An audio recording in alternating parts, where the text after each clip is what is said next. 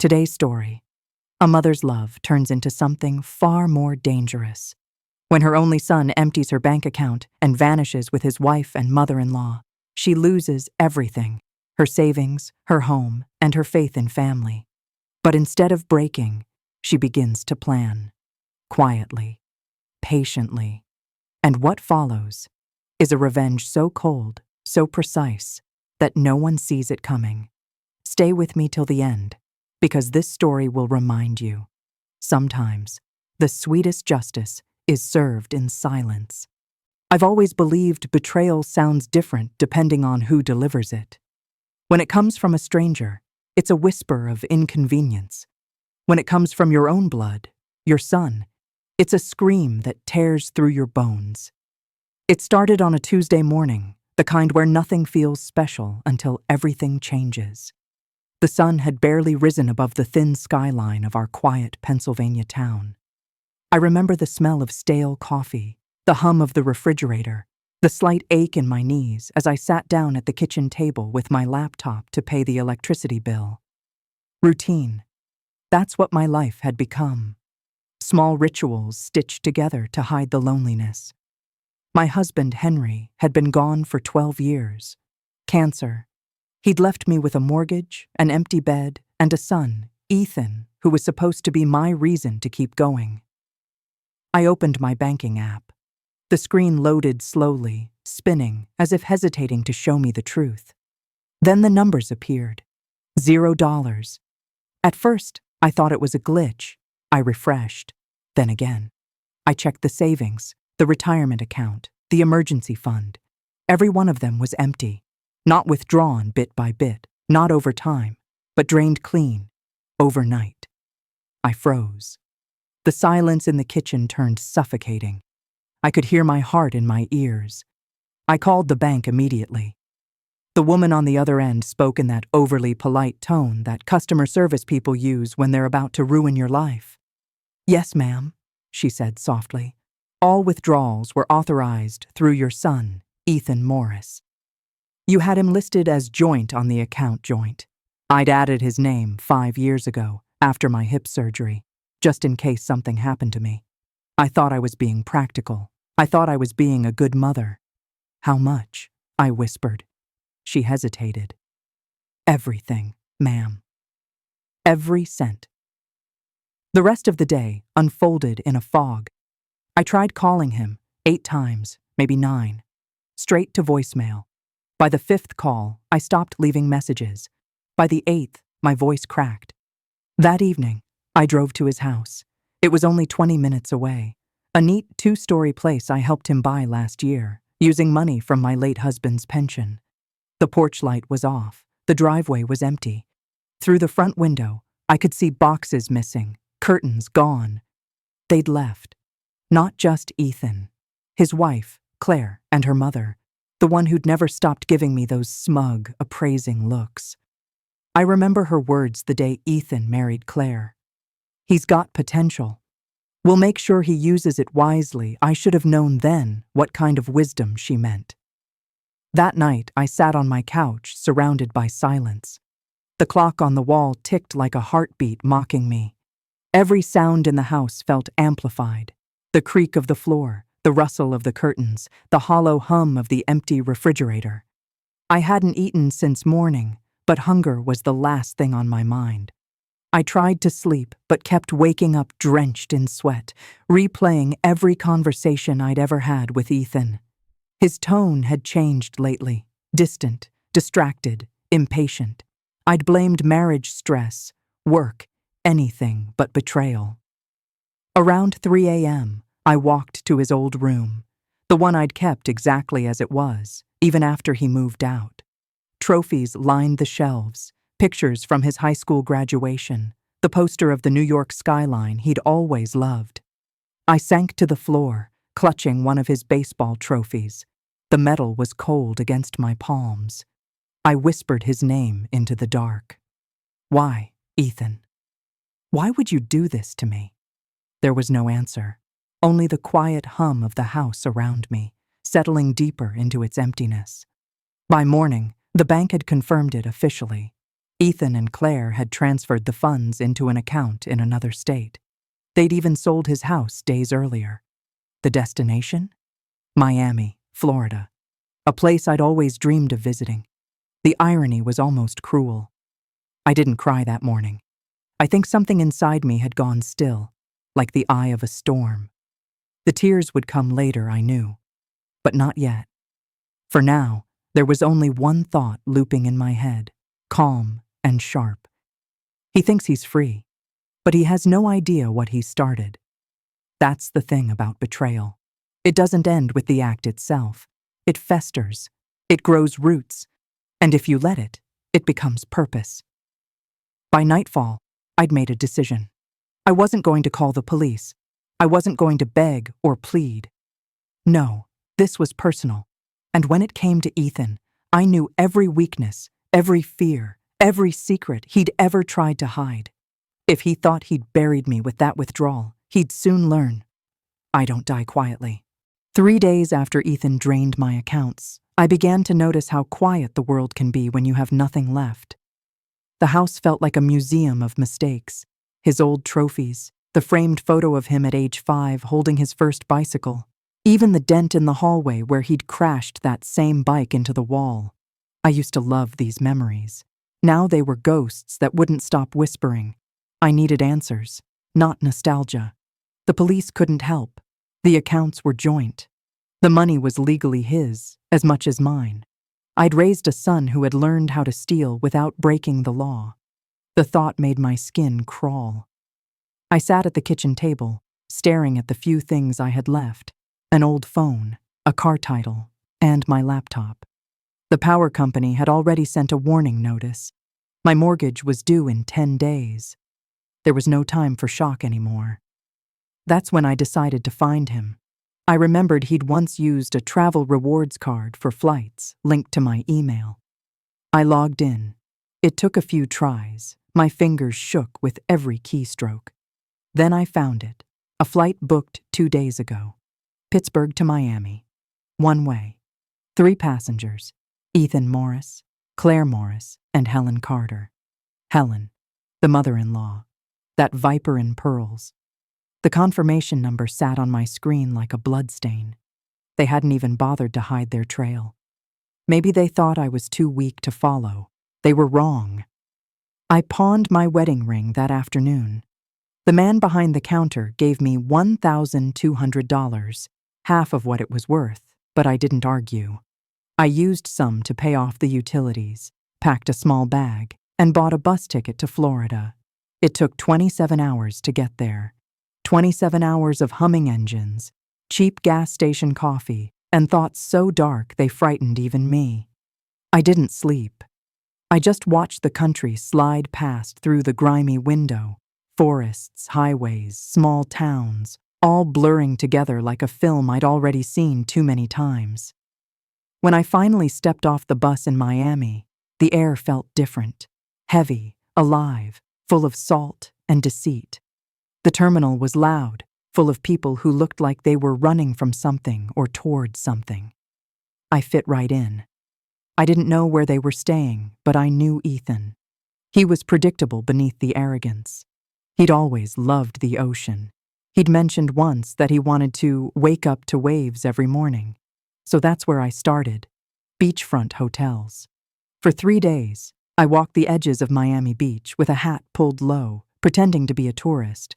I checked hotel lobbies, parking lots, cafes, nothing. Until the 4th day, when I saw him. He was stepping out of a white rental car near a glass-walled condo building, hand in hand with Claire. She was laughing, the kind of laugh that used to make me believe she truly loved him. Now it sounded like mockery. Behind them, that woman, Helen, walked with a small designer purse and a smirk that made me want to rip it off her face. They looked happy, relaxed, as if the corpse of the woman they'd buried back home didn't exist. I stayed across the street, hidden behind a palm tree, watching them disappear into the building. My hands trembled, not from fear, but from something colder. I followed quietly, pretending to check my phone while tailing them inside. A doorman nodded to me. I smiled, acting lost. They got into the elevator. I caught the floor number, 9. When the doors closed, I finally exhaled.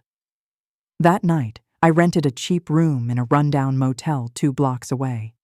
The mattress smelled of mildew, and the walls were paper thin, but I didn't care.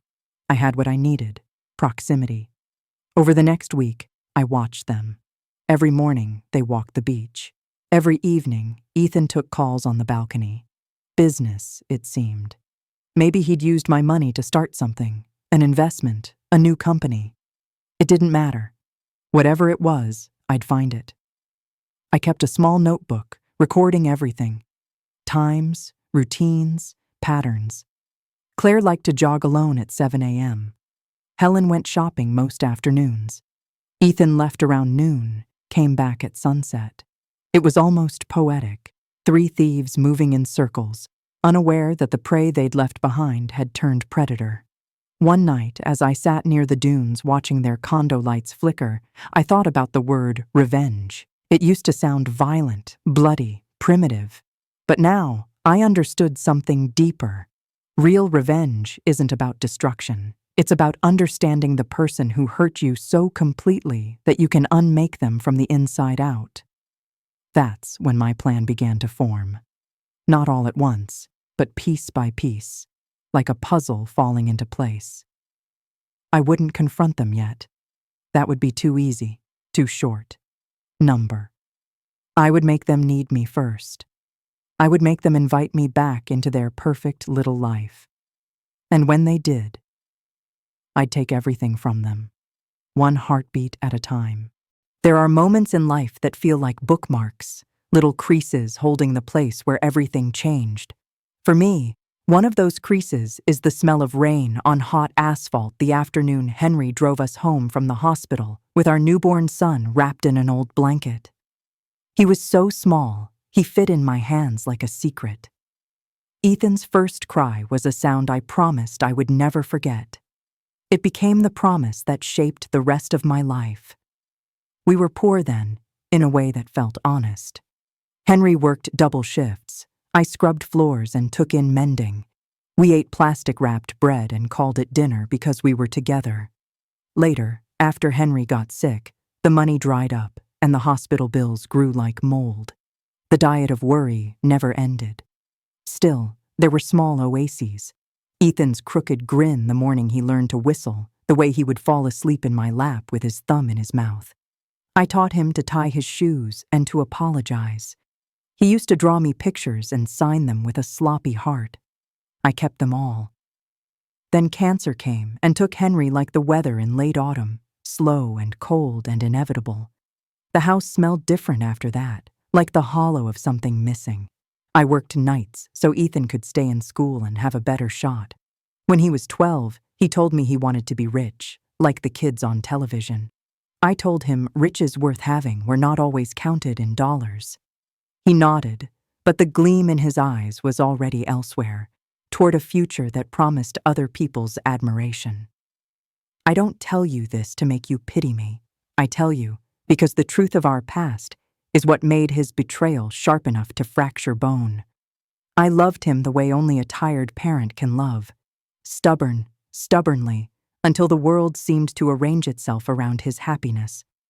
I paid for his tuition with spare shifts and small sacrifices. I signed as guarantor on loans I could barely afford because I believed in him. I even co-signed on the little house he bought, convinced that a stable roof would keep him honest. He was not dishonest at first. He was restless, like a sparrow in a too-small cage. He dated wrong women, made foolish bets on business ideas, and borrowed money with promises that melted like sugar in tea. I scolded him sometimes.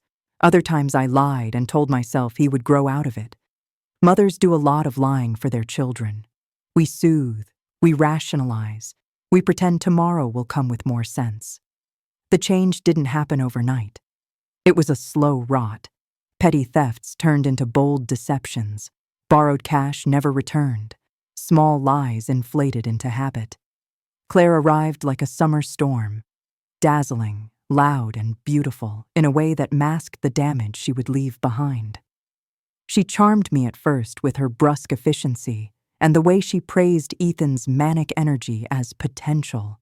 Helen, her mother, was different, cool, composed, with eyes that scanned a room and quantified its usefulness. They fit into Ethan's life like matching cutlery, shiny and designed to impress. I remember the first real cut, a check I deposited that never cleared, an amount I hadn't intended him to see. He flinched in a way he'd never flinched at my scolding. He lied about an investment.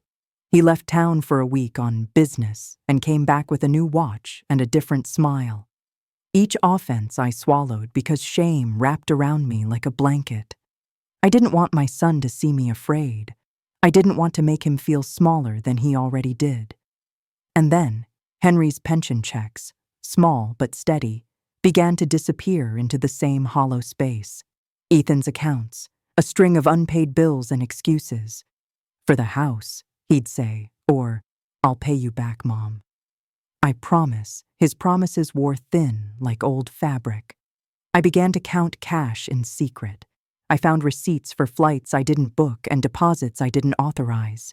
He apologized with that hungry, boyish look, and I forgave him until forgiveness hardened into complicity. When I look back, the signs are obvious, like bruises after the swelling goes down.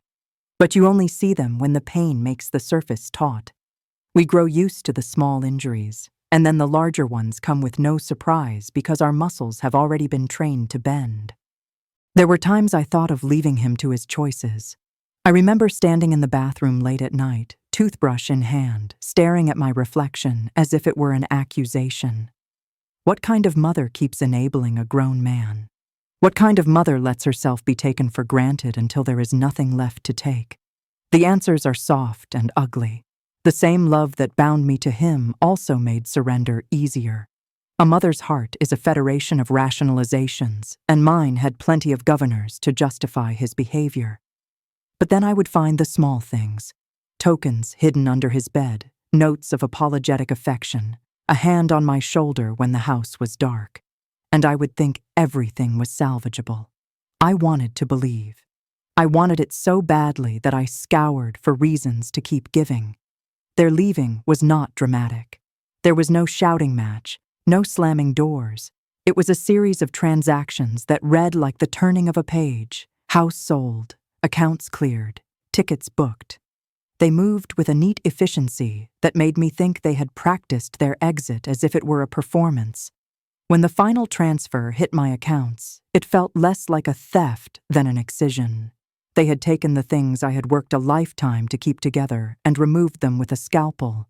Yet even as the blood left my life, financially and otherwise, something else woke. Anger arrived like a coiled animal. Not the hot, stupid anger that makes people throw things, but a quiet, calculating presence that examined the landscape of my life and saw opportunity. It found the ledger of my sacrifices and the empty places in their new future and began to mark them. There is a clarity that comes with being betrayed by your child. It strips illusions. You see the architecture of your life, the load-bearing walls and the faults you ignored. Where once I had been blinded by loyalty, I was now lucid with analysis. Every debt they had left unpaid, every creditor I had mollified at my own expense, every false promise, they all carved lines into a new map. This map did not lead to reconciliation. It led somewhere colder and, I decided, necessary. I started to make lists. Not the petty, angry scribbles of a frustrated woman, but careful inventories.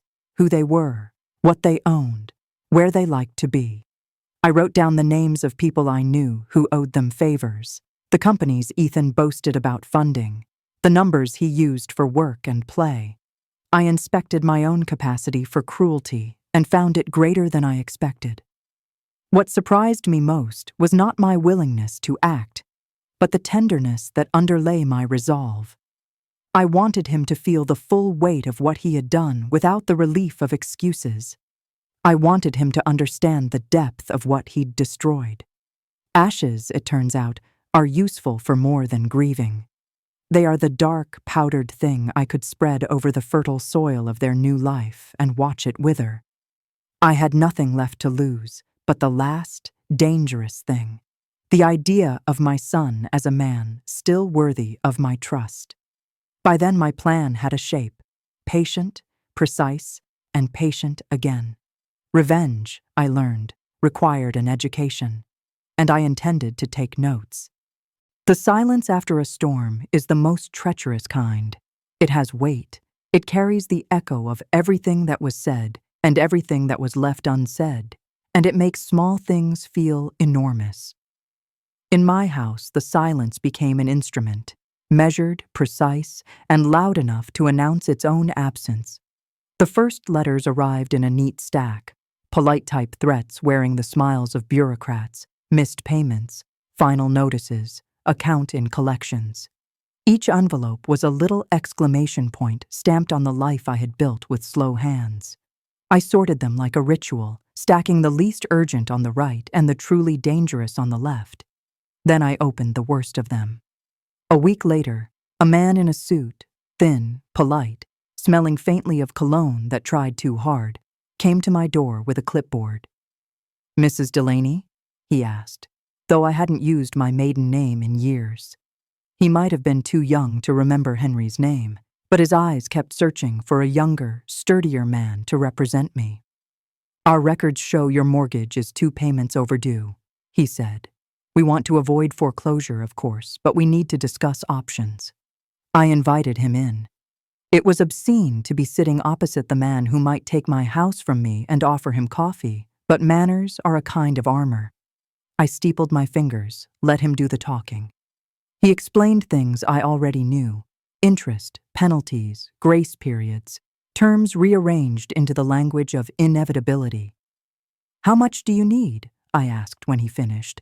Not because I had the money, but because sometimes talking numbers makes loss feel negotiable. He slid a number across the table. It wasn't astronomical, but it was more than I could scrape together. "If you can't make that payment by the end of the week, we'll have to process the foreclosure," he said. His voice was flat, sympathetic like a professional euthanizer. After he left, I stood in the doorway and watched the sunlight cross the floor in a slanted path I had always liked. It made the dust sparkle like cheap diamonds. The house felt suddenly like a stage cleared of props. For the first time in decades, I thought about leaving it for good, not just to Miami to follow what little was left of my son, but to vanish into a new life that didn't smell of tax forms and hospital bills. The idea came with a kind of terror and a kind of relief. I had, until then, measured myself by this house, by this town, by the small routines that pretended to be stability. Without them, I would be unmoored. But perhaps unmooring was exactly what I needed. The money I had pawned was almost gone. The ring was a memory at the pawn shop. The bank accounts were empty. The mortgage company had the right to my house unless I could find another way. So I began to disappear in preparation for my revenge. Disappearing wasn't immediate theater. It was patience, small reinventions practiced until they felt natural. I stopped answering the phone except to a voice I recognized. I let the mail pile up. I changed my voicemail greeting to a non-committal murmur about being unavailable. I bought a prepaid cell phone under a fake name and used cash for everything. I learned to move without drawing attention, the way you tuck in the edges of a dress to make a new silhouette. The hardest part was shedding my history. I piled photographs into boxes, wrapped the most revealing ones in newspaper, and shoved them to the back of a closet. I told myself the memories would be there when I returned, but I also knew that the fewer traces I left, the easier it would be to come back like a phantom and undo what they had built. I started to use different names, simple, plausible ones. Mrs. Clark, Miss Hart. At the bank, when I went to the one branch that still took cash for a fee, I paid with bills folded tight and guts made of repressing the old woman I had been. A small lie at first, then a comfortable fiction. I signed forms with the new name until my signature felt like someone else's, angular where mine had been soft. I bought a driver's license from an online place I knew about, risky, but the urgency made hazards tolerable. It gave me an alias that matched the photograph I had taken. A woman with shorter hair and a different hat, the kind of face the world doesn't demand to remember. This new identity came with practical necessities. I found a part-time job at a thrift store. Ironic, given all the things I had been forced to discard. It paid in cash, the hours were flexible, and the manager was the kind of woman who silently trusted other women to keep their burdens to themselves. There, among discarded coats and forgotten lamps, I learned to blend in. I practiced small talk about nothing in particular. I laughed on cue. I learned how to carry a single grocery bag without using my hands to hold too many memories. But identity is more than a job and a name. It needed posture, something to cement it into the world. So I changed my wardrobe. Neutral coats, long scarves, and hats pulled down over my hair. I practiced a walk that said I had places to be and people to see. I let my face harden into an expression that didn't invite questions. If I had to be invisible, I would choose to be uninteresting. All the while, my notebook grew heavier. The lists multiplied like a fever. Accounts, investments, names of businesses, people they trusted. I scouted the local business registry, found the shell companies Ethan used, traced faint lines that connected to real accounts. I made notes about their habits, how Claire liked the rooftop bar at the hotel in Coconut Grove, how Helen preferred daytime shopping at the upscale boutiques where no one sold watches for cash. I used my part-time job to establish plausible reasons for being in certain neighborhoods. What I was doing required patience, and patience forced introspection. In the late hours after my shift at the thrift store, I would sit in my cheap motel room and think about what I was becoming. There were nights I found myself whispering to the photo of a younger Ethan, promising myself, that justice did not have to be a cheap spectacle. It could be a lesson so thorough that the student never forgot. I began to practice the voice I would need when the time came. A calm cadence that could be both maternal and merciless. I rehearsed phrases in the mirror. "You always thought you were smarter than me," I would say. "You underestimated what a mother's patience could do." The mirror didn't answer, but my face took on a shape I didn't recognize. Composed, unyielding. When I filed for a temporary forwarding address, I used my new name. When creditors called, I let them leave messages that went unheard. Each small deception felt like a stitch in a net. The net's purpose was not to entrap myself, but to ensnare them when they walked into the gaps I left open. Silence had been the enemy when the money disappeared.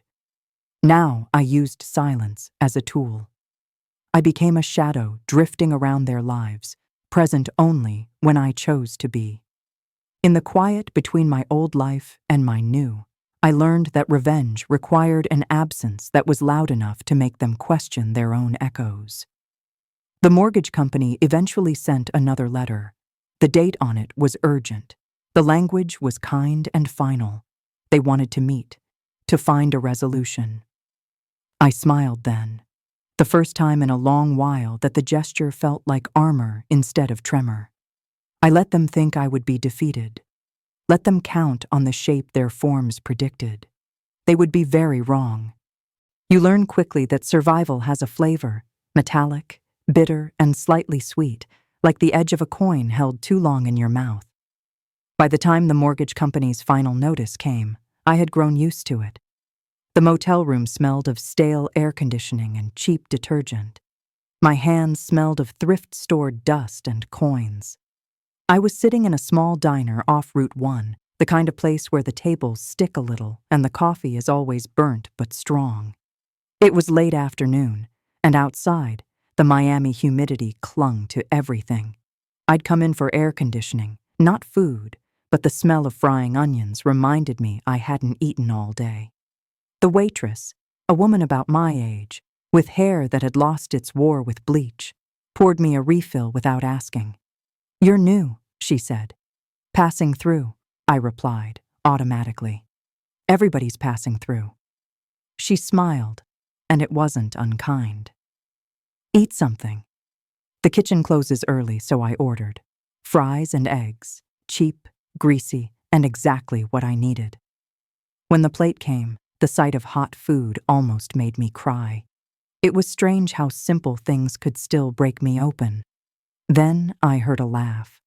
That kind of laugh that doesn't belong in places like this. Expensive, confident, self-satisfied. It came from a man 2 booths down, talking loudly on his phone. No, listen, Alan. You can't move money like that without triggering the IRS. You gotta wash it through a dead LLC, transfer to a shell account.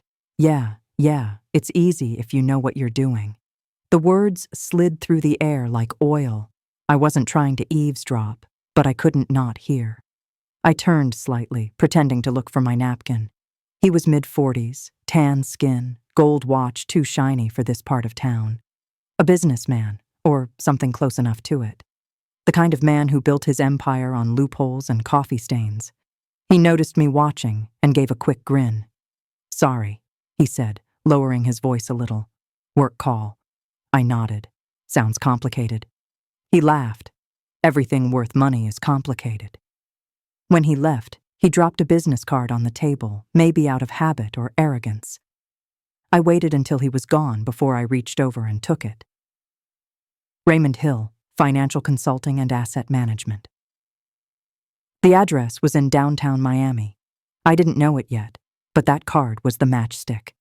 That night, I sat in my motel room, the card between my fingers, and thought about Ethan, about the thousands he stole, the trust he burned, the life he erased. He hadn't been smart enough to hide everything. I could still trace him. I had his patterns. But what I didn't have was a way to hurt him where it counted. Until now. Raymond's words replayed in my head. Wash it through a dead LLC, dead companies, fake accounts, invisible transfers. If men like Raymond could make money disappear, maybe they could make money appear too. And maybe, with the right persuasion, one of them could help me build a new ghost, one with my son's name on it. It wasn't that I wanted the money back. Number. The money was gone, and what I wanted now couldn't be measured in dollars. I wanted Ethan's world to crumble from the inside, to have his comfort, his confidence, his entire identity implode until he had no one left to blame but himself. To do that, I needed to understand his game.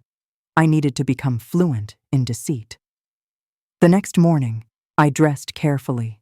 Gray slacks, plain blouse, hair pinned neatly. I walked into Hill Financial Consulting like I belonged there. The office was small but sharp. Leather chairs, glass desk, gold letters on the door. Raymond was behind it, scrolling through his phone. He looked up, eyebrows raised. "Well, look who came for free advice," he said with a grin. "I'm not looking for advice," I said. "I'm looking for opportunity." He leaned back, amused. "That's a dangerous word, opportunity." "Especially in my business," I smiled faintly. "Dangerous suits me." He studied me a moment, maybe trying to figure out what kind of woman sits in a diner, listens to private business calls, and shows up the next day uninvited. Then he gestured to the chair across from him. "All right, mysterious lady. Tell me your opportunity." "I know a man," I began slowly, "who recently came into a lot of money he didn't earn. I think he's moving it through investments, real estate, shell accounts, maybe offshore. I want to understand how that works." Raymond's smile thinned. "You a reporter?" "No." I let my tone flatten. "I'm a mother." He didn't flinch, but something in his posture changed. Interest, maybe, or caution.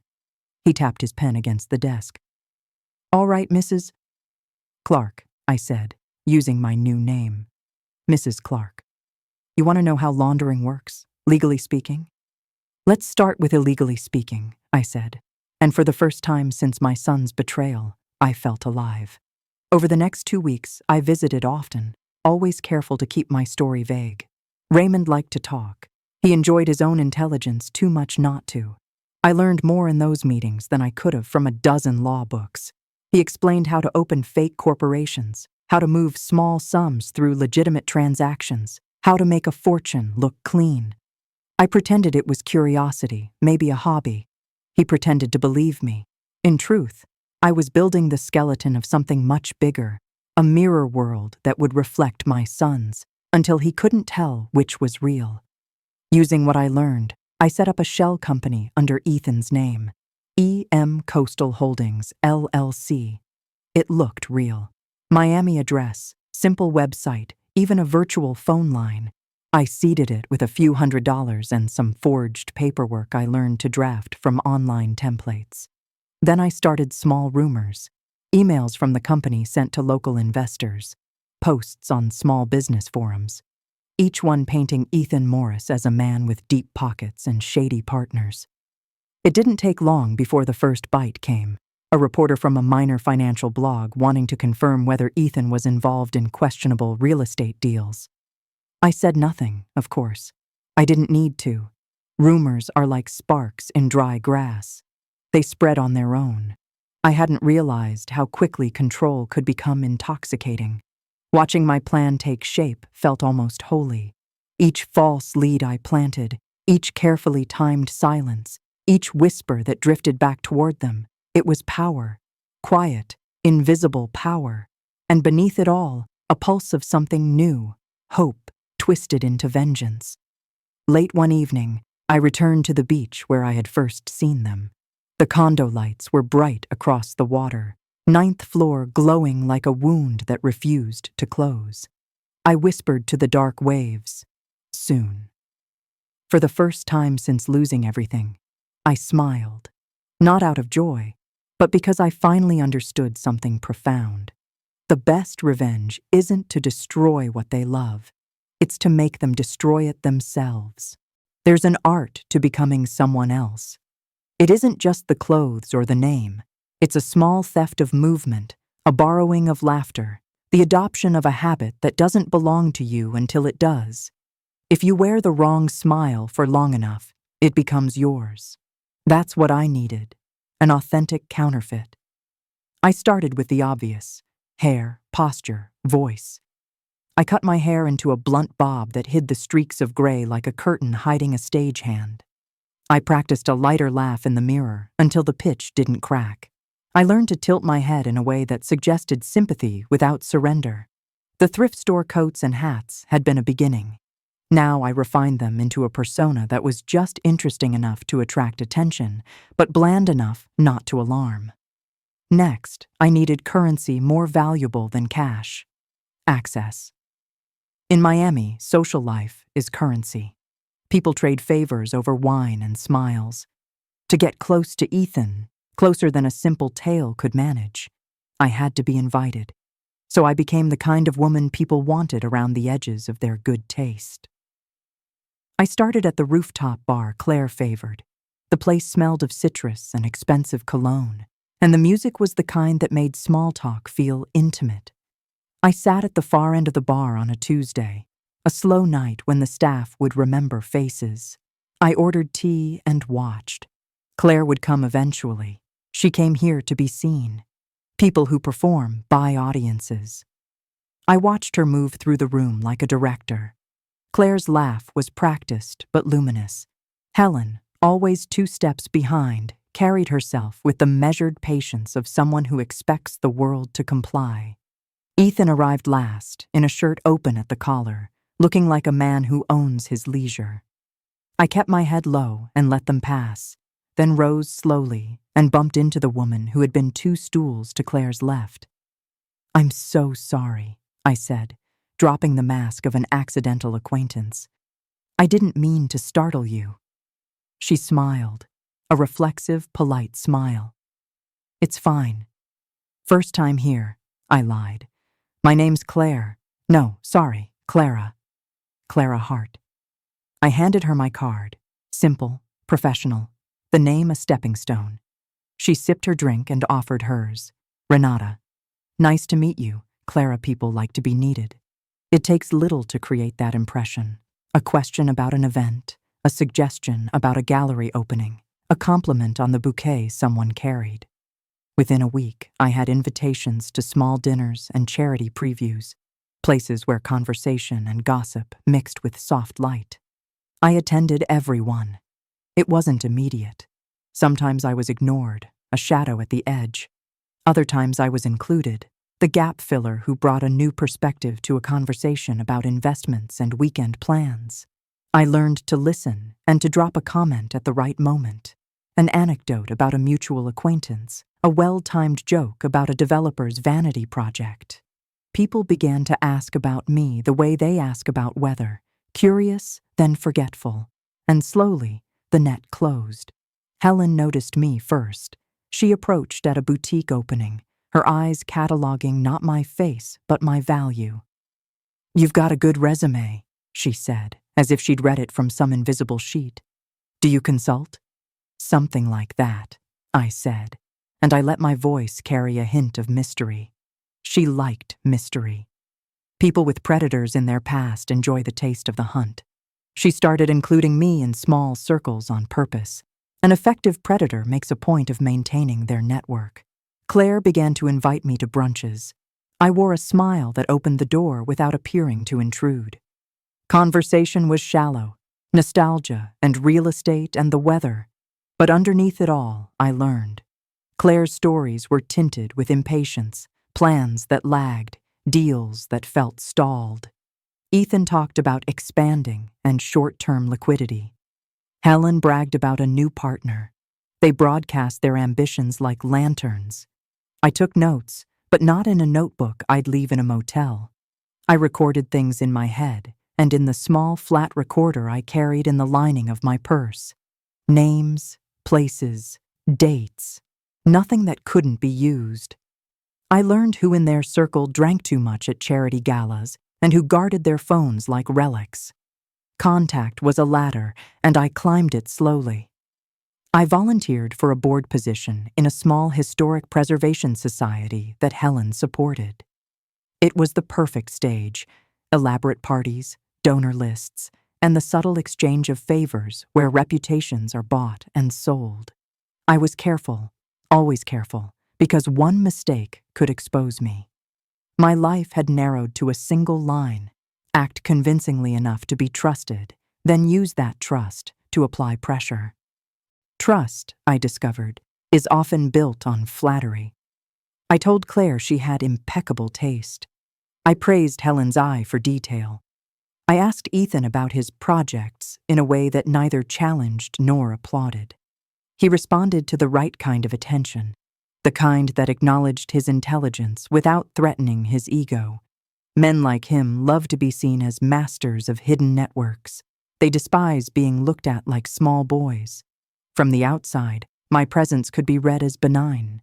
From the inside, I was folding myself into their rhythms. I arrived at a fundraiser and noticed Ethan schmoozing with a man named Julian Reyes, a financier with a laugh like a machine. They spoke about a syndication of properties in Wynwood that needed quick capital. Julian's tie was askew. His eyes flicked to his phone like a nervous bird. I made a mental note. Weeks blurred into months as I layered the mask. I invited Helen to a luncheon under the pretense of charity collaboration. She came with Claire, dressed to impress. I listened while they argued, softly, about whether a particular property was a sound investment. Claire favored flashy returns. Helen wanted conservatism. Ethan, always the middle ground, spoke in ambiguities that sounded like command. When I left that day, Helen touched my hand in front of the valet. "You're clever," she murmured. It could have been a compliment. It could have been a warning. Either way, it was acknowledgement. Acknowledgement is the first bite before trust, and trust is what I needed to watch them begin to unravel themselves, because you can't force people to betray each other. But you can be the mirror that shows them their own greed. You can tilt the light so that private insecurities look like public failures. You can be the quiet voice who suggests, with the softest of nudges, that their best-laid plans aren't infallible. As my face settled into Clara Hart's features, the hair, the laugh, the measured pauses, I felt less like an actress and more like a tool of the inevitable. Every relationship I cultivated was a wire I could one day pull. Every invitation I accepted was a pawn moved into place. I had become both audience and playwright. On the night I was invited to their condo for a wine tasting, a step beyond casual brunches, I stood outside the elevator and watched their reflections in the polished metal. Ethan laughed at something Claire said, the sound a brittle thing. Helen poured wine with a precision that smelled of practice. They were so confident inside that tower of reflected glass. I smoothed the front of my coat and stepped in. The door closed behind me, and for the first time since the withdrawal, I felt exactly where I wanted to be. Inside their orbit, invisible to suspicion, ready to pull the strings that would make them pull themselves apart. There is an art to webs. Spiders make them without thinking. Instinct, silk, geometry. Humans make them more beautifully, with language, rumor, favors, and the small, invisible exchanges that pass for kindness. My web was not spun from silk. It was spun from appointments, whispered half-truths, and the quiet, steady drip of implication. I kept two faces now. One was Clara Hart, the woman who drank rosé at charity luncheons and had an opinion about art installations. The other was the one that sat in a cheap motel with a battered notebook and the patience to wait for men to show their teeth. Between those two faces, I began to tie threads, knot by careful knot. The first thread was a favor. Julian Reyes, the financier I'd noted at the fundraiser, loved being courted. At the rooftop bar, he complained to Ethan about a minor problem with a syndication partner who had gone quiet.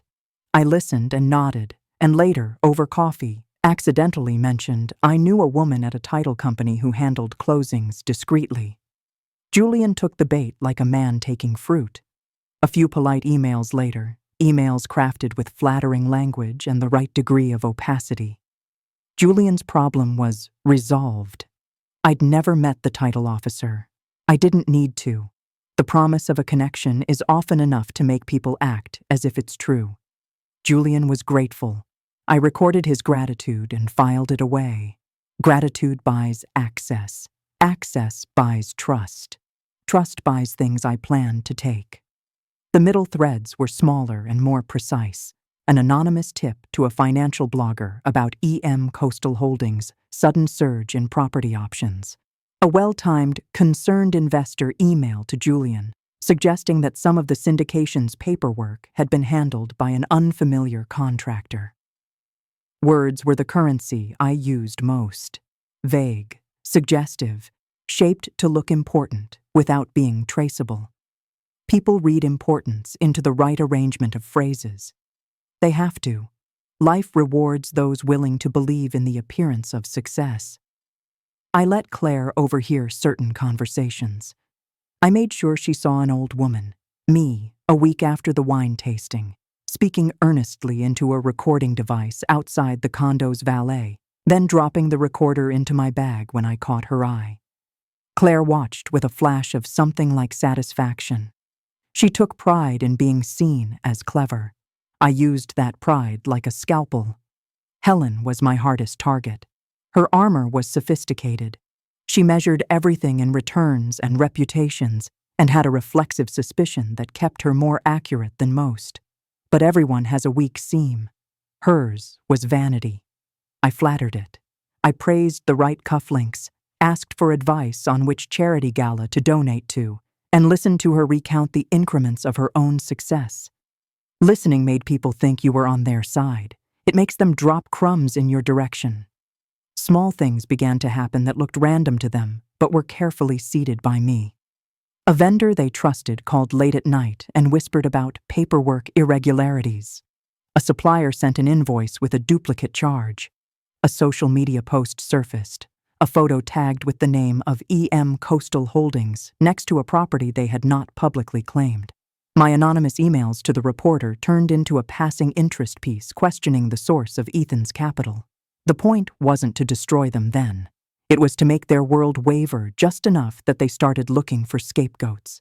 Paranoia is an evolutionary gift. It keeps prey alive, but it also turns people inward, making them susceptible to the precisely targeted suggestions of an outside hand. That was my hand. I learned to wait until late in the day, when business calls had slowed and fatigue had worn their defenses thin. Then I would nudge, an offhand remark at a luncheon about the reliability of partners, a question about whether Ethan verified every investor personally. Once, at a gallery opening, I let a hostess overhear me say, "You'd be surprised how many middlemen hide things." I always checked twice. The hostess had a cousin who worked in compliance. She told Helen, and Helen, whose nervous system thrummed with the need to control what she could not trust, began to audit. And there it was, the first crack.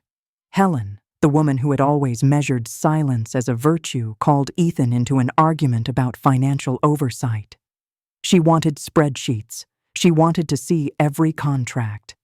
Ethan reacted like a man who'd been cornered. Anger that cut without thought. Accusations that suggested others were lying.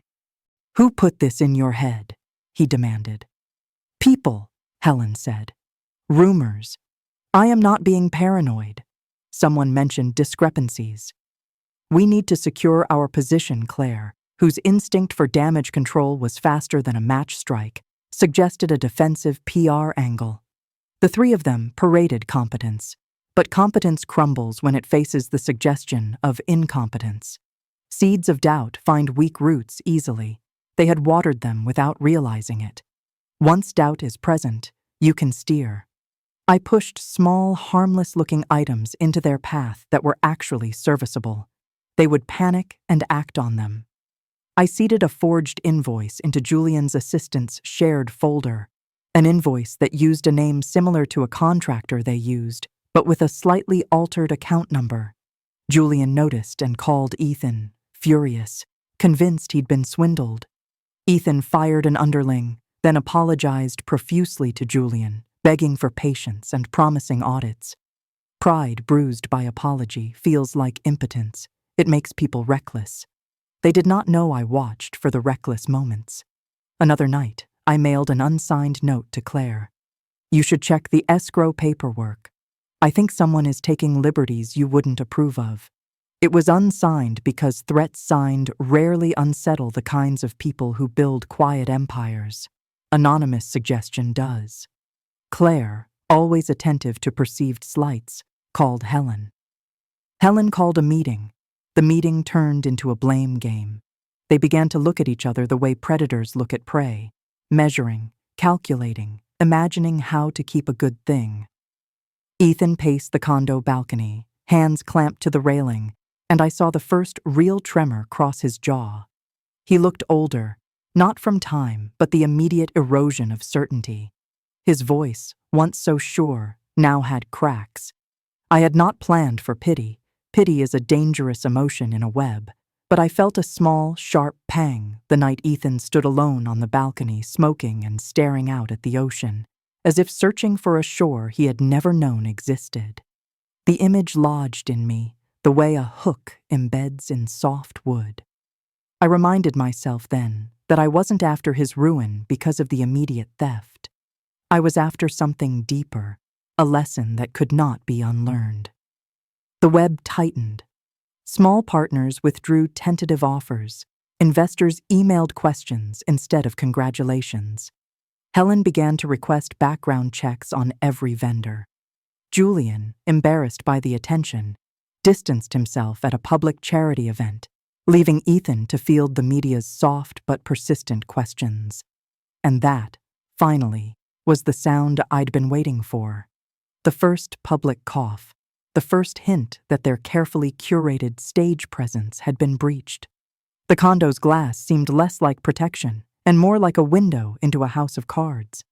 On a damp Tuesday morning, a terse message slid under my motel door. "They're talking about you." No signature, no flourish, just the fact. I smiled. The web had not yet done its most destructive work. It had only begun to reveal the species of fault lines that exist in men whose morals hinge on the acceptance of others. Once they start to doubt themselves, they strip away each other's shields. A week later, the first public accusation landed like a pebble thrown into a pond. It was small, an online thread that questioned the legitimacy of EM Coastal Holdings' ownership of a recent property. The thread was anonymous, the tone professional, the evidence sparse but enough to make people look twice.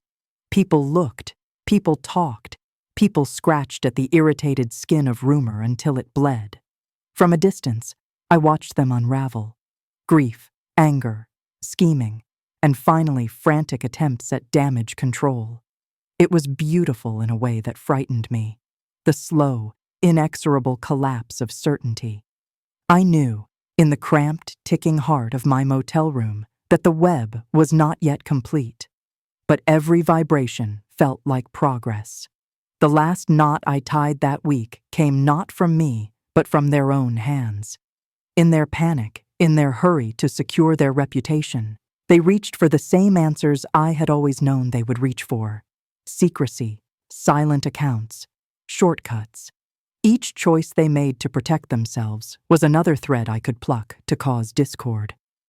By the time the first journalist called Julian requesting comment, Ethan's jaw had set into something hard and unfamiliar. He sounded like a man who had realized the map of his life had been drawn by someone else. That was the point I'd been waiting for. The moment where they began to fight not only the rumor, but each other. The web was still delicate, but it trembled with the promise of collapse.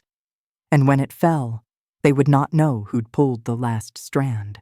They would only know they had been undone from the inside out. Trust is a small animal that survives on routine. The same coffee order every morning, the same banker who smiles when you walk in, the same contractor who arrives on time. To poison trust, you don't need a syringe and a vial. You need only to shift the routine into uncanny territory. Replace a spoon in the wrong drawer. Send a familiar email from an unfamiliar address. Interrupt the rhythm until the animal senses danger and bites at everything that moves. I learned to be patient with that animal. Patience is how you watch someone dissolve. By the time I began this phase, their nights were full of quiet arguments and dull silences that lasted longer than the conversation. Helen sat up late, scanning spreadsheets with magnifying intensity. Claire stopped sleeping through the night, her eyes rimmed raw from scrolling through investor messages.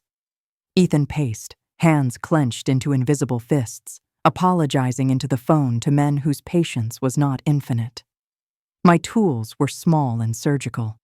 I had the shell company, the planted rumors, the network of minor favors. Now I added a few sharper instruments, forged emails, a doctored contract, and a set of photographs that looked like a confession written in images. The photographs took time. I rented a cheap camera and learned to take pictures that could be read many ways. I didn't need explicit proof of theft. Those were messy and often required legal standards I couldn't meet. What sold paranoia were suggestions. A photo of Ethan at a closed-door meeting with a man who had been linked loosely to a suspect LLC. An image of a banker handing over a thin envelope in a parking garage. A screenshot of a wire transfer labeled with the name of one of their shell accounts.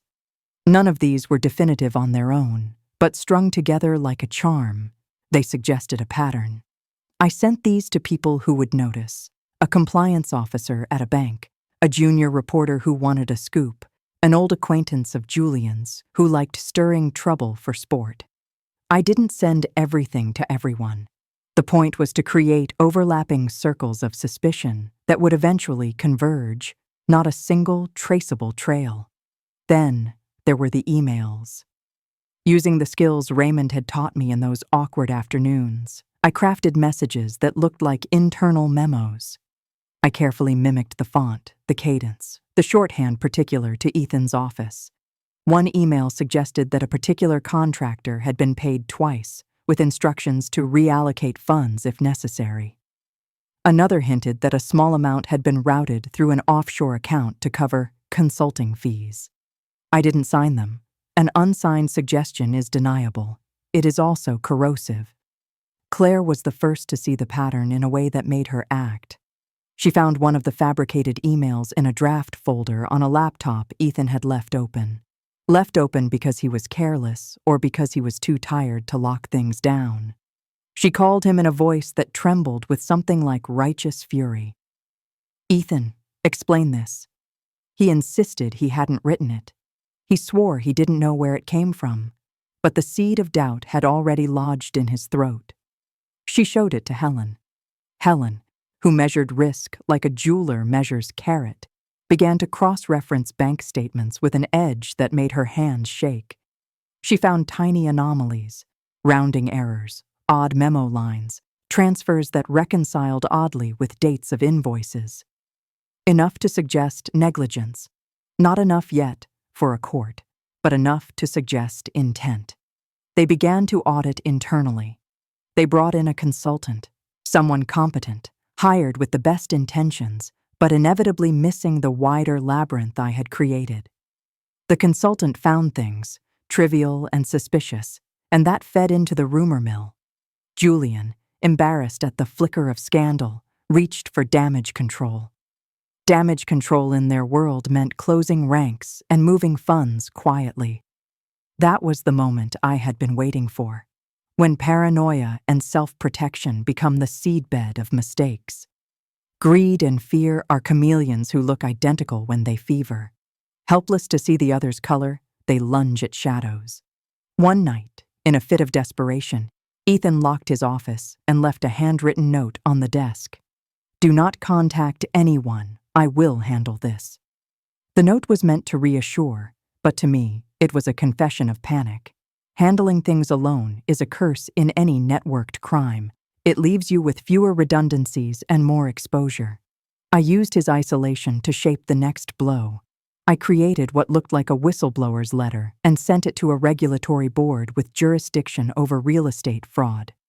The letter quoted phrases lifted from one of the forged emails, attached a few of the planted photos, and suggested a pattern of shell companies obscuring true ownership.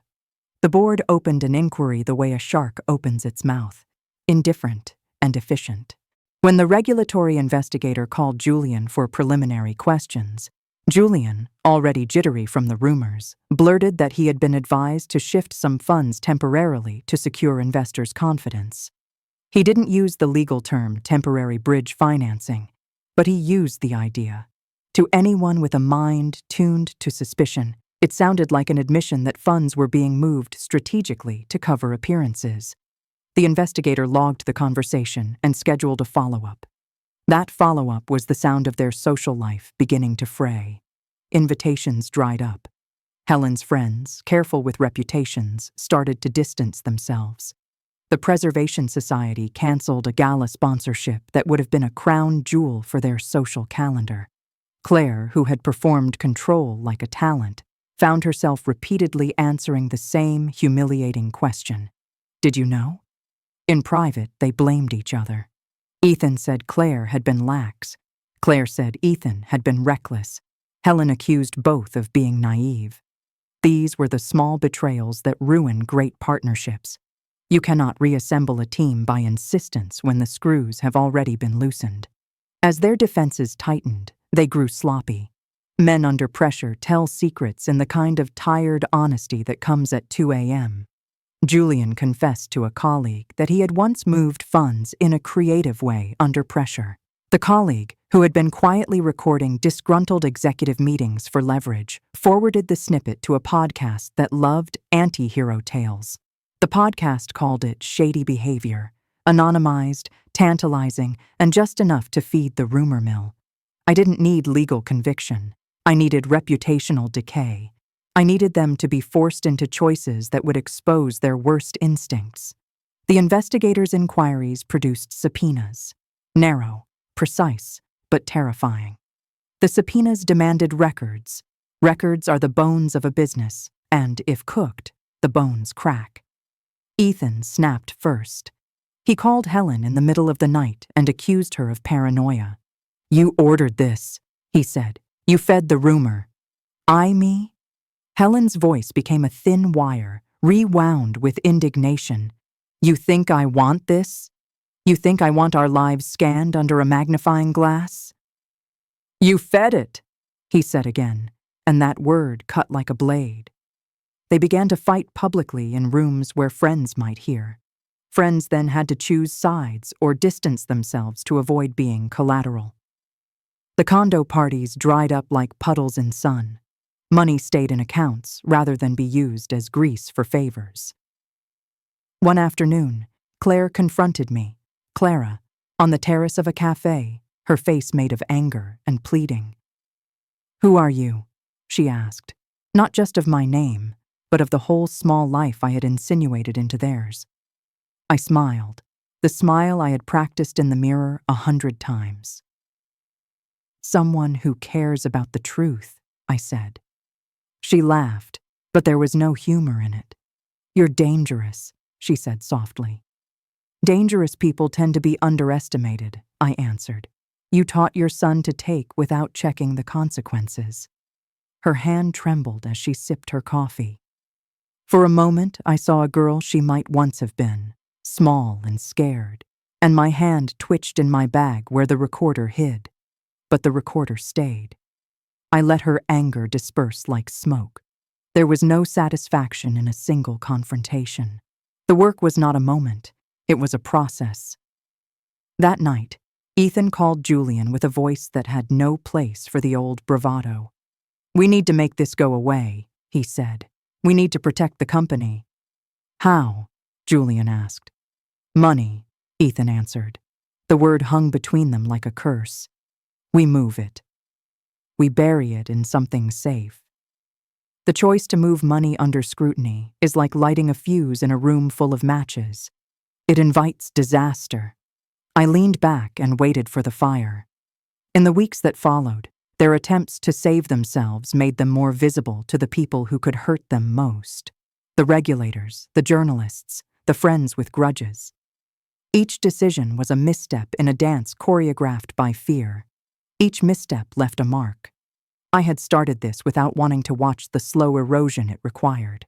But as I sat in my motel room listening to the hush of an ocean I could not afford to visit, I understood that in poisoning trust, I had also poisoned their ability to trust themselves.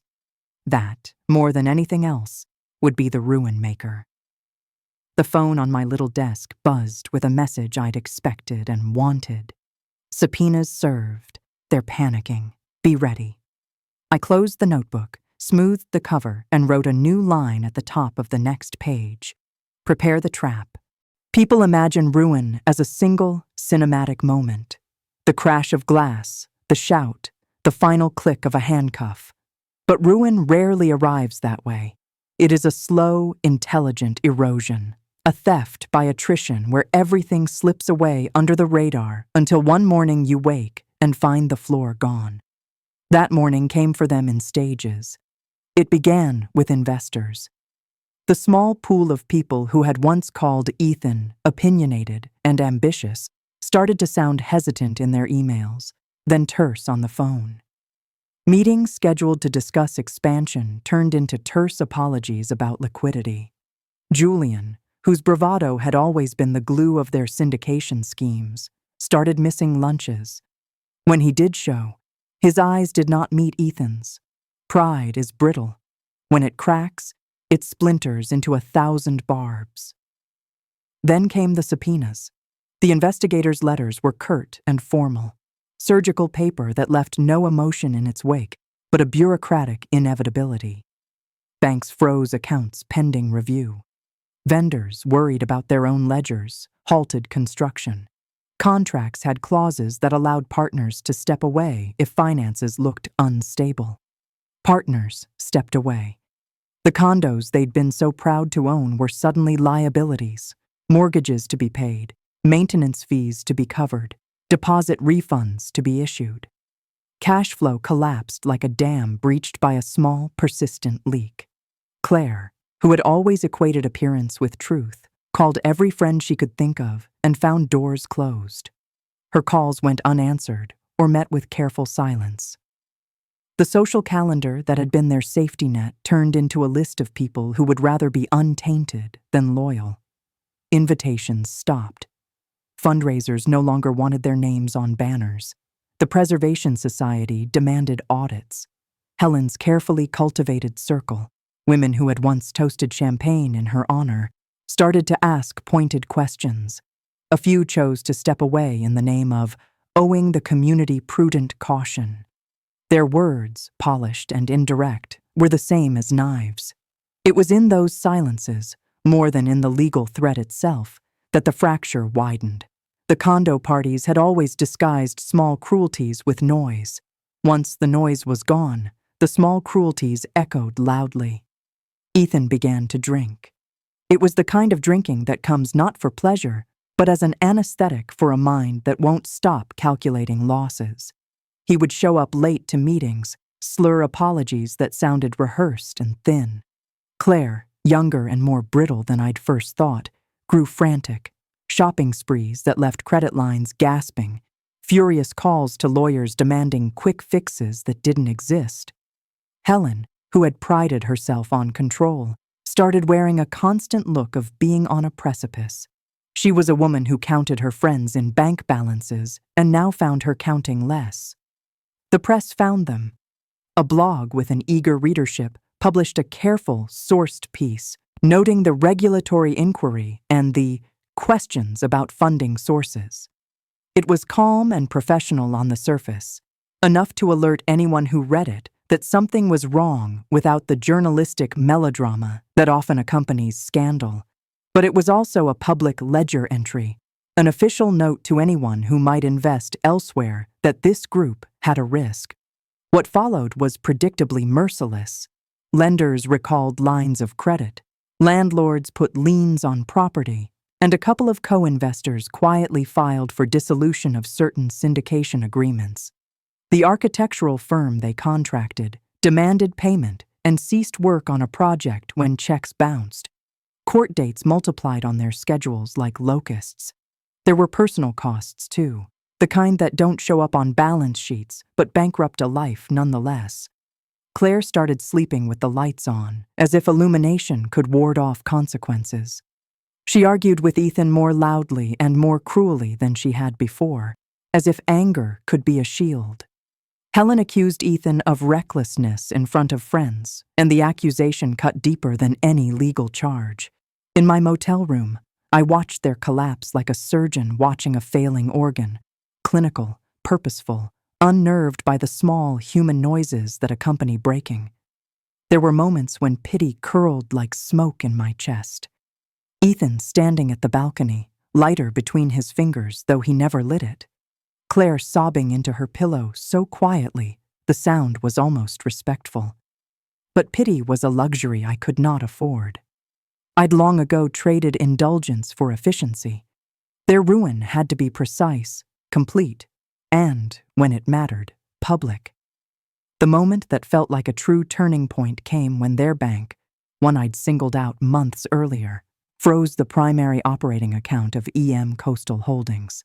The legalese was tidy and cold, temporary freeze pending further documentation. For practical purposes, it was the equivalent of removing oxygen from a room. They couldn't write checks. Payroll stopped. Contractors walked. Security at the condo questioned access when bills went unpaid. Panic forces mistakes. In that panic, they made choices that made my work easier. They tried to transfer funds through personal accounts, thinking they could hide movement in the noise. They paid vendors late, then earlier than usual, and then in partial sums that confused their own books. Their focus narrowed into tactical firefighting, damage control that overlooked strategy. They missed patterns I had laid weeks ago, a fake invoice here, a carefully timed rumor there, the subtle misdirection that made legitimate auditors look at the wrong things. Then came the fight that ended them socially. At a meeting to reorganize their holdings, tempers exploded. Ethan accused Julian of abandoning his responsibilities. Julian accused Ethan of misrepresenting investor commitments. Voices rose. Helen, who had controlled every dinner and every guest list for years, stood and began to cry. An odd, brittle sound that fractured the room's decorum. Claire, humiliated and exhausted, slapped the table so hard a wineglass jumped and cracked. Their lawyers attempted to contain the scene with corporate language, motions, minutes, provisional agreements, but no legal phrasing can repair the social humiliation of watching your closest allies challenge you in public. The footage of the meeting never made it to the mainstream press, but it circulated, a low-quality recording on encrypted channels that made the rounds among the rich and vindictive. People who attended parties together now had witnessed evidence of internal collapse. In a world where reputation is currency, the recorded fracture was bankruptcy. After that, they stopped pretending to be a unit. Ethan moved back into a smaller apartment he'd once derided as too modest. Claire left for a friend's house and did not return for 3 days. Helen sold off a cylinder of jewelry at auction for a price far below what it was worth, a sign of desperation disguised as pragmatism. The condo, once a fortress of ambition, was suddenly an expense, a liability with pretty views. The final collapse in this sequence was the easiest and the most quietly savage. An investor, tired of the performance and unwilling to risk more capital, filed a complaint alleging misrepresentation. The complaint cited murky transfers and listed a handful of the very documents I'd planted. It asked for an immediate forensic audit. The filing trumpeted the investigatory muscle of its counsel and made the situation official. Once litigation is public, every rumor gets landfill weight. Each whisper becomes an admissible lead. I remember the day the firm that insured their condos sent a demand letter, requesting immediate substantiation of funds used for renovations. That was the last straw. Without insurance, lenders are quick to act. And sudden action is the death of most fragile enterprises. Ethan called me that night. I answered, as I always did, with a voice that sounded like Clara, calm, neutral, attentive. He didn't recognize the edge until it was too late. "Mom," he said, though the word sounded foreign to him. There was panic threaded through his tone. "We're losing everything." I don't know what to do. For a fraction of a second, a reflex older than my plans reached for him. Then the years of calculation, the list of old checks and forgotten promises, the quiet ledger of every sleep I'd sacrificed, everything I had been for him, and everything he had returned with betrayal, arranged themselves into a single answer. "I told you once you'd learn the hard way," I said softly. "I told you you'd see the cost of what you chose." There was a silence on the line long enough for the ocean to breathe through it. He said nothing. "Do what you must to survive," I added. "But remember who taught you how to be careful." He laughed then, a sound so raw it tasted like apology and accusation in the same breath. "What do you want, Mom? Money? Forgiveness? You have both less of than I do." The bitterness in his words landed like a personal rebuke. I could have told him that money was gone, that forgiveness was a currency I had spent months ago. I could have offered him shelter, pity, a soft landing. Instead, I made a decision I'd rehearsed in silence for months. "There will be a reckoning," I said. "Soon." He tried to protest, to call me cruel, to plead, words bouncing off a wall I had placed between us. I listened and stored each one like a receipt. When I hung up, the motel room felt smaller. The ocean outside sounded very far away, indifferent to human collapse. I opened my notebook and circled a phrase I'd written weeks earlier: "Prepare the trap."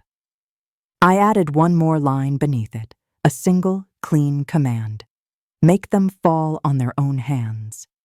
And in the quiet that followed, the edges of my plan sharpened into something final. There is a particular cruelty to precision. When something is done with calm exactness, the world believes it is inevitable. The trap I set for them was not dramatic. It did not involve handcuffs or midnight ambushes or cinematic violence. It was a machine of small gears that turned at the right moment and revealed everything they had been careful to hide. First, I nourished their panic until it tasted like direction.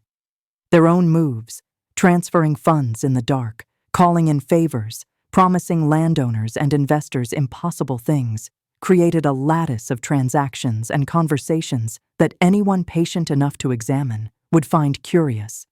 I had been patient. I had been watching. I had been waiting for the precise configuration of mistakes their fear would create. The moment to strike came on a gray Thursday. The city felt like a staged backdrop, banal and ready. I had aligned three things: a journalist who had been watching the rumor threads with an appetite for a big story, a whistleblower with an old grievance against Julian who wanted protection, and a regulatory investigator who had by then grown impatient and hungry for a public case that would earn a promotion. Each of them alone could do damage. Together, they amplified the blow. I had prepared dossiers, neat, professional, convincing. They were not forged in the crude way of an amateur. They were constructed from real mistakes, real transfers, and the planted documents that made the pattern unmistakable. Coastal Holdings' ledger looked like a modernist painting of misdirection. Lines that crossed and then vanished, payments that looped through shell accounts before returning as consulting fees, deposits that matched invoices with dates that didn't align. I had arranged everything to look like incompetence at best and deliberate concealment at worst. The journalist, Mara, liked clarity. She wanted a story with names, timelines, and a reason for people to care. I fed her the timeline, the withdrawals from my accounts, the sudden influx of funds into Coastal, the purchase of properties with dubious vendor histories, the recent subpoenas. She asked for corroboration. I gave it to her. She asked for interviews. I offered them in careful snippets designed to appear spontaneous. The whistleblower, an ex-assistant to Julian who had been quietly resentful, provided internal emails that suggested a culture of cutting corners. He wanted immunity and a chance to be heard. The investigator wanted a headline that justified the cost of bureaucratic labor. Each had their motive, and motives are combustible. I watched, detached, as they arranged themselves into the instruments I needed. On the morning the story broke, Ethan was at a board meeting fighting to convince a few last supporters that their balance sheets were sound. He was speaking with the confidence of a man who believes in rehearsed lines. I had seen that confidence fail before. I'd patiently placed the tripwire. Mara's article was surgical. It named Coastal Holdings. It traced transfers through shell accounts. It quoted anonymous sources, and it included photographs that suggested meetings in parking garages and envelopes exchanged in shadowed lobbies. The piece read like a slow unwrapping of a secret. It did not accuse with the bluntness of a tabloid. It offered evidence and let readers draw conclusions. It landed in the morning like a veiled bell. Phones began to ring. Investors texted. Julian's office called his lawyer. The board of one of their projects convened an emergency session. Helen, reading the article in her kitchen with a cup of coffee gone cold, dropped the paper as if it had burned her hands. Claire's fingers traced the headline and the small subhead about regulatory interest as if cataloging wounds. I had seeded another element into the mix, an invitation to a gala that evening, a Preservation Society event where Helen and Claire were listed as co-chairs and where a handful of their most influential friends would be present. It was a theater of their social life, a place where prestige was defended in public and where reputations were kept like talismans. I had arranged, through a casual call to a board member I'd befriended, for Mara to attend as a guest and for the investigator to be seen in the audience, observers in a room that could become a court of public opinion. The gala's chandeliers dropped like soft verdicts. People murmured in groups, wine glasses paused mid-air. The story had been trending by lunchtime. By the time the gala's orchestra began a mechanical waltz, the chatter had a sharp edge. I arrived as Clara Hart, elegant, composed, a sympathetic face among the worried. I did not need to be the loudest voice in the room. I only needed to be present. When Ethan and Claire arrived, they were met with polite distance. Old friends made small talk and then turned away. The investigator's presence was not hidden.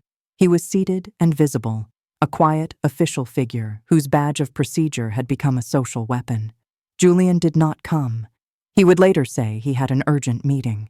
People later speculated that urgent meeting was code for avoid the flame. At the event, Mara moved through the room like a surgeon assessing tissue. She spoke low to the board chair, then to a donor, then to the catering manager, collecting statements and reactions. The investigator leaned over a program and scribbled notes. The rumor threads and the legal subpoenas had become an observable narrative. The room's air was thin. Then I let the small trap snap. In the lobby, a server tripped over a stool. A tray of champagne shivered and spilled, sending droplets like tiny mirrors across the marble floor. In that perfect, awkward pause, the Preservation Society board chair, a woman who used to accept Helen's calls without question, turned to Claire and asked with clinical curiosity, "Do you have anything to say about the article this morning?" Claire's face went through a sequence I had rehearsed in my head for months. Defensiveness, pleading, anger. She formed sentences like someone dredging up rehearsed lines. "We've been fully compliant," she began, "but there are internal matters we are addressing." The investigator stepped forward, his voice calm and public. "If anyone here has information relevant to the ongoing inquiry, we would prefer it be provided voluntarily rather than through subpoenas." At that, the room's small hypocrisies found voice. Someone at a neighboring table muttered about fiduciary responsibility. A donor, who had once admired Helen's jewelry, pushed back his chair and said he would be in touch, meaning he would not be in touch. The social seals cracked. Then Mara, leaning into a conversation with a mutual acquaintance of Ethan's, asked a pointed question loud enough for everyone within earshot. "Is it true that EM Coastal's operating accounts were frozen this morning pending investigation?" Ethan blinked. He managed a tight, trembling smile. "We're cooperating fully," he said. "Cooperating how?" someone asked. The inquiry, now public and performed under crystal chandeliers, was more devastating than any legal filing. Reputation is theater, and theater is performed best under observation. People began to leave, in small clusters, avoiding the eyes of hosts and co-chairs, as if contagion could pass through presence. Invitations rescinded themselves mid-conversation. Fleet-footed assistants whispered into phones and made arrangements to distance their employers. On the marble steps, I watched the slow disintegration of a life purchased with borrowed certainty. The final flourish of the trap was not an accusation, but an offer. Mara approached Helen with a question that was soft and formal in tone. "Would you speak to me about the movement of funds described in the piece? I'd like to hear your side. On record, Helen's silence was louder than any argument. Her brief, brittle denial did not carry the conviction it needed. The investigator, visible and procedural, nodded and made a note. Cameras, permissioned by the gala, caught the exchange, and the motion made its way to social feeds within the hour. By the end of the night, their social lifeline was severed in visible, undeniable ways. Donations were rescinded. Seats at boards were vacated. The Preservation Society issued a statement about taking the concerns seriously, which, translated from polite non-profit language, meant, "We do not want this stain near our donors." As I left the gala, Clara Hart's shoes clicking on polished stone, I felt nothing sublime. The trap had worked as designed. Their world had begun to cleave itself. The machine I'd wound had exposed the vulnerabilities they had lovingly constructed. The rest would be consequence, legal and personal. The victory was precise, not theatrical, clean like a scalpel's cut. What came next would be public hearings, audits, and a cascade of civil suits. But those were forms, procedures the world recognized. My true goal had always been to make them fall by the logic of their own decisions, to force their hands until they crushed what they loved most. And as the Miami night hummed below me and the memory of Henry's laugh, soft and entirely different, rose like an old hymn, I understood the final phase was near. I had set the trap. They had stepped into it with their own feet. You imagine a confrontation as a single purified moment. 2 bodies in a room, a revelation, a scream, the sound of something breaking. Real confrontations are messier, They come with paperwork, witnesses, recorded statements, and the small, humiliating arithmetic of consequences. My confrontation with Ethan had been years in the making, and when it finally arrived, it felt less like violence and more like a lesson delivered in a language he finally understood. It began with an email. He was scheduled to give a deposition the next morning in a small conference room at the investigator's office. The subpoena had been the tightest loop I could place without showing my hand. A demand for him to answer questions under oath, with a stenographer and legal counsel present. I'd arranged, as delicately as one arranges knives, that the day's schedule would include a short lunch break. The sweet little window where people relax just enough to show their real faces. I walked into the building carrying nothing but a small purse and the certainty that had replaced grief in me. My hair was pulled back, my suit modest, my face the mask I had worn so long it fit like skin. Up close, I must have looked like any of the charity matrons who had once smiled at Helen at galas. I smiled back because I knew how little the world loved irony. The lobby smelled like lemon cleaner and old coffee. I signed the visitor's log as Clara Hart and waited in a chair that pretended to be comfortable. Through the glass partition, I could see Ethan pacing. He was thinner. The great confidence that used to fill his shirt with swagger had been eaten away by sleepless nights and bad counsel. He glanced in the direction of the waiting room and, for a heartbeat, his face registered something I didn't recognize in him anymore. The ghost of a sonhood begging for pity. Then he turned away. When they called him into the room, the door closed with the kind of sound that makes you know there is no immediate escape. The questioning began, and the questions were clinical. They were the kind of questions that turn people into arithmetic, numbers, dates, signatures. He answered with the practiced half-truths of a man used to skirting consequences. Then the investigator read aloud a passage of an email chain I had not technically written, but had orchestrated into being. The wording was precise, and the tone was damning. Ethan's mouth twitched. He corrected a date. His lawyer intervened. It was a small public dance of denials. At noon they broke for lunch. He stepped out, shoulders squared but hollow, and I followed at a respectable distance. He chose a deli 2 blocks away, the kind of place he would have mocked once as too ordinary. He sat at a table and stared at his hands. I watched him from another table, pretending to read a paper I had folded so many times it was a map. When he saw me, something like recognition, then confusion, passed over him. "Mom." He didn't say Clara. He said Mom with the old, involuntary permission that the word always carries. It sounded strange in his mouth, like a token he had almost forgotten how to use. I folded the paper and placed it on the table between us. "Sit down," I said. He hesitated. "I shouldn't. People will see." "Let them." I set my bag on the chair across from him and sat slowly, the way people do when they want to be taken seriously. "You look tired." "So do you," he said, but there was no malice. He sounded like a man puzzled by the weather, perceptive but uninvolved. I reached into my bag and took out something small, a stack of documents, neatly clipped. Not the large dossier I had sent to the journalist, not the public dossier that had started the cascade, but the private ledger, canceled checks, bank memos, snippets of voice recordings I had captured months ago when he was careless in his arrogance. I laid them between us like a hand of cards.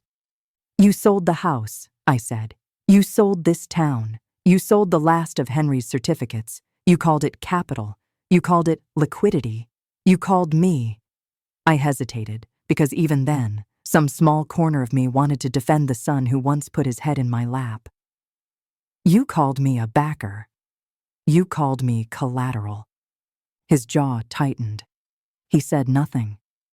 "You remember when you slept in my lap?" I asked. "When your socks were wet from winter and you fell asleep on the couch because you were too stubborn to wear slippers?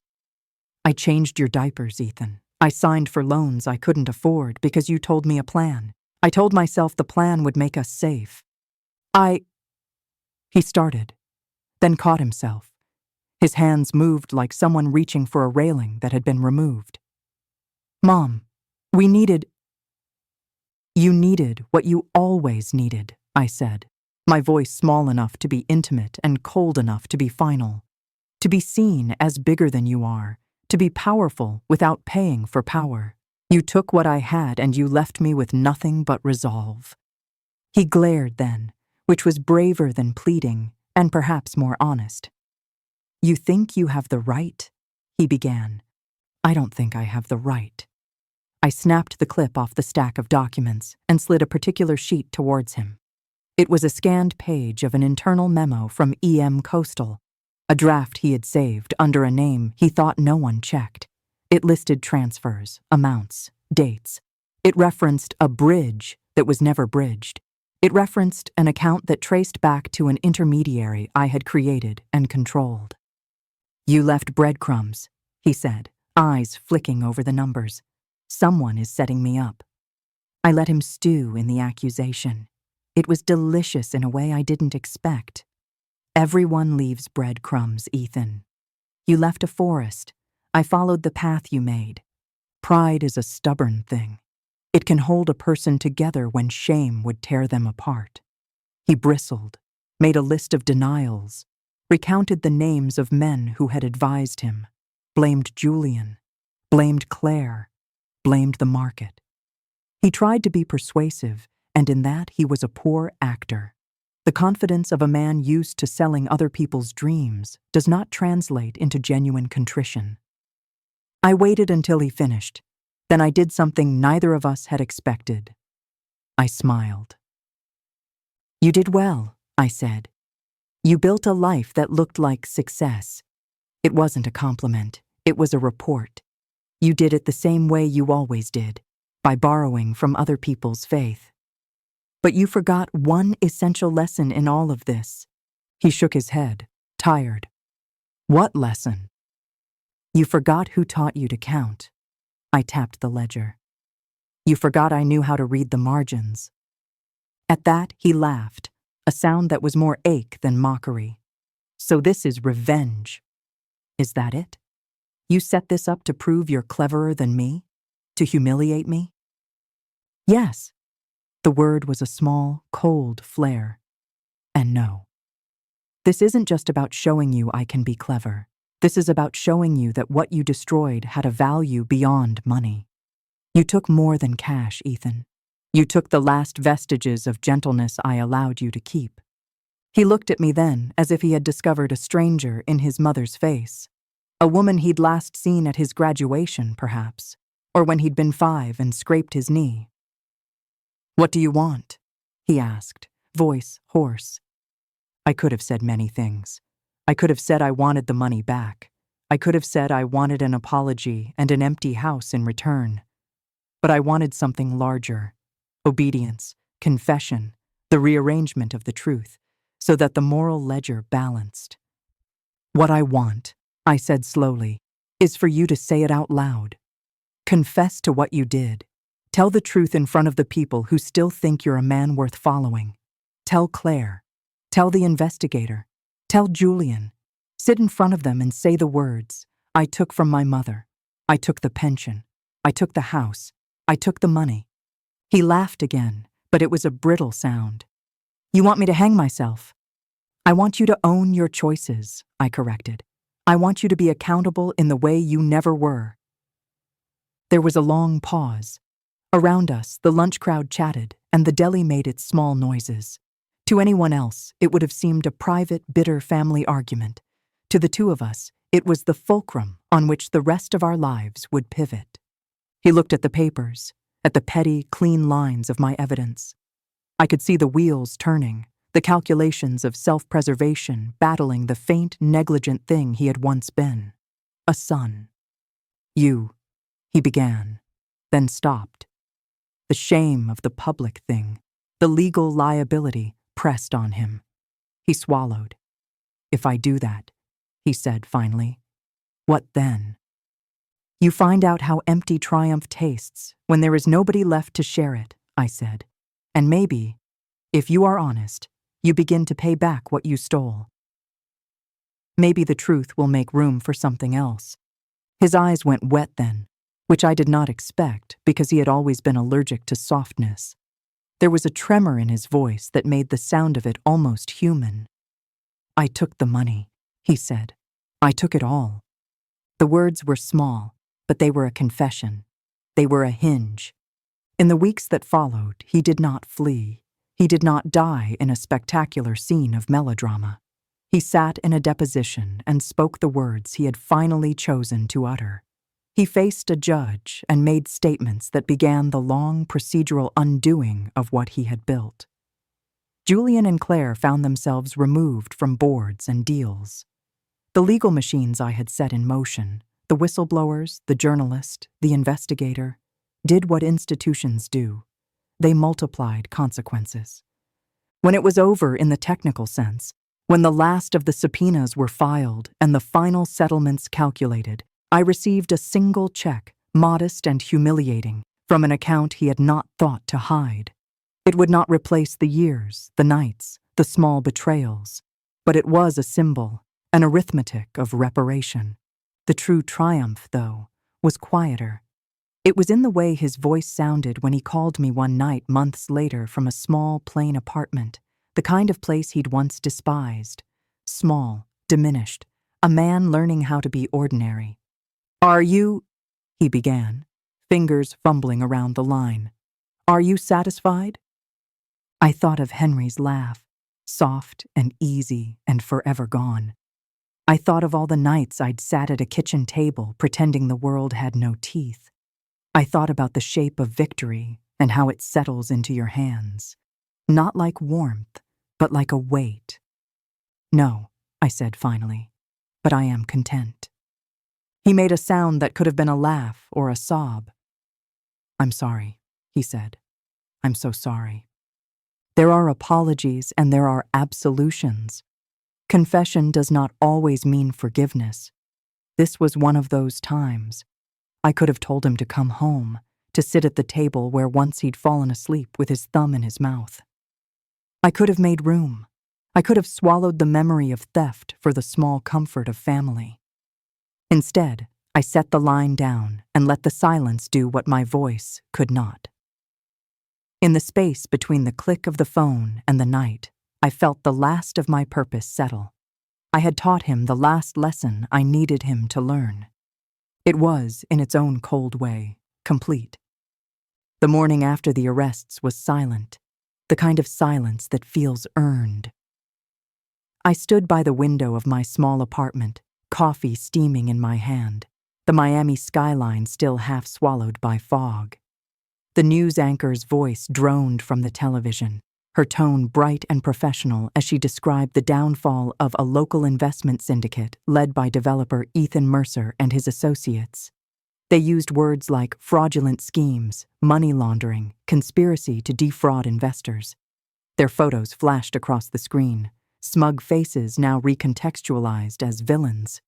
They didn't even get the satisfaction of being mysterious. Their empire had collapsed under the weight of its own greed.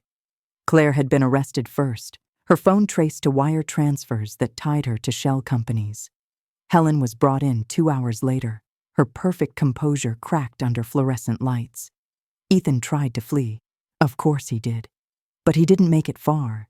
His car had accidentally broken down near the causeway, where police were already waiting. The anonymous tips had been too precise to ignore. Anonymous. I sipped my coffee and let the warmth spread. The world had its own way of restoring balance, but sometimes it needed a gentle push from someone who had once been its victim. It hadn't been just about money. It never was. It was about control. They'd stolen mine when they drained my account and vanished. They'd laughed at my desperation, assuming age made me fragile, assuming kindness meant weakness. But kindness can camouflage calculation, and when you strip everything away, status, wealth, reputation, what's left is the truth. They had never understood that. 2 weeks later, I received a message through the encrypted account I'd used for all my quiet communications. A journalist from the Ledger wanted to thank me for the material that broke the case. She said it had been career-defining for her. She didn't know who I was. She didn't need to. Some truths are best delivered by ghosts. I deleted the email, wiped the account, and closed the laptop. The satisfaction didn't come as a shout or a sob. It came as a quiet exhale, the release of a weight that had sat on my ribs for too long. I went to the small garden behind my building and sat on the bench I'd repainted 2 months earlier. The marigolds were blooming again. They'd been the only things I bought with the last of my savings, back when I'd first decided to take back control. I liked how they burned with color, even in poor soil. The neighbor's cat wandered over and rubbed against my leg. I reached down to scratch its head, and for a moment the world was simple again. Just air, sun, and the slow pulse of a city waking up. That night, I walked along the pier where the sea licked the wood with rhythmic patience. The lights from the city shimmered on the water, broken but beautiful. Somewhere behind me, the same news played again on someone's radio. I could hear my son's name, spoken now as if it belonged to a stranger. He'd call, eventually. Maybe from jail, maybe from a halfway house, maybe from nowhere at all. And when he did, I'd decide then whether to answer. Maybe I'd listen, just to hear his voice one last time. Maybe I'd let the silence speak for me. Because silence, I'd learned, was the most powerful weapon of all. A soft wind rose from the sea, and I closed my eyes. Everything had started with loss, but it ended with mastery. I'd been stripped of everything, money, family, name, and rebuilt myself from the remains. I'd learned that vengeance doesn't need fire or blood. Sometimes it's a quiet unveiling. Sometimes it's the patient turning of a mirror until your enemies see themselves for what they are. As the waves whispered below and the city breathed behind me, I whispered to the night, "Justice doesn't need witnesses, only results." The wind carried the words away, and for the first time in years, I smiled. Not the practiced smile of survival, not the brittle one of defiance, but the kind that comes when the war is over and you've won. The end. And so, justice came quietly. Not with violence, but with patience, precision, and truth. She lost everything, her savings, her family, even her name. But in the end, she found something stronger, herself. Never underestimate the strength of a mother's heart, because when love turns to betrayal, even silence can become a weapon. If this story touched you, don't forget to like, share, and subscribe for more stories of love, betrayal, and redemption. Tell us in the comments, what would you have done in her place? Music fades, screen slowly darkens. This was My Son Stole My Life, but I Took It All Back.